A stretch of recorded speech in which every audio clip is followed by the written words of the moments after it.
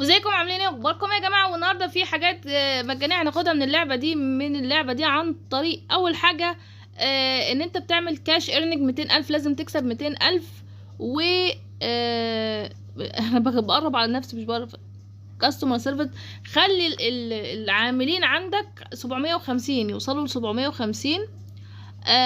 كمان العب حوالي 4 ساعات. تمام، تلعب 4 ساعات يعني الطلبات دي عشان ناخد الحاجات دي. طبعا الماب هنا اول ما بتدخل مش بيديك كل الحاجات دي، لازم انت على الاقل تكون بتعمل حاجات في البتاع ده. بيديك ورا بعض يقول لك اعمل كذا واعمل كذا واعمل كذا، وانت تفضل تعمل زي ما هو بيقول في الكتاب اللي تحت هنا. اول حاجه بيخليك تعمل الباب، بعد كده بتدخل تخليك تعمل حاجات يعني تانية. وزي ما انتم شايفين انا كل فتره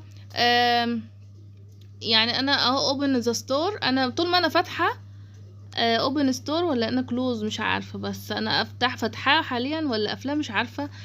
بتجيب اللي هم دول كاستمر دول. اوكي نعمل كده ستور اوبن. تمام، اهو دلوقتي انا مفروض ان انا فتحت الشوب. طبعا انا ما عنديش حاجه في الستور، لازم املاه واعمله واشتغل عليه لغايه ما اوصل. طبعا اوصل ل 200,000 كاش. وكمان ان انا كاستمر سيرفر اللي هم العاملين عندي يبقوا 750 او اكتر.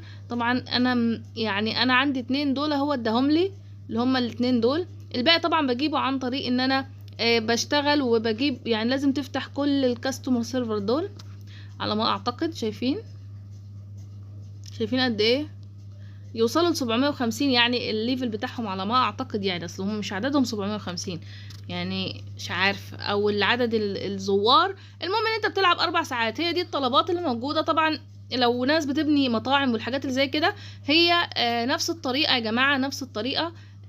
هنا اللي مش كاتبين العدد بتاع الحاجه دي قد ايه، بس بصراحه هي هتاخد وقت يعني طويل ان انت تقعد تبني وتعمل لغايه ما تاخد الحاجه دي. فيلا بقى ربنا معاك، واللي هتلاقوا لينك اللعبه في الوصف.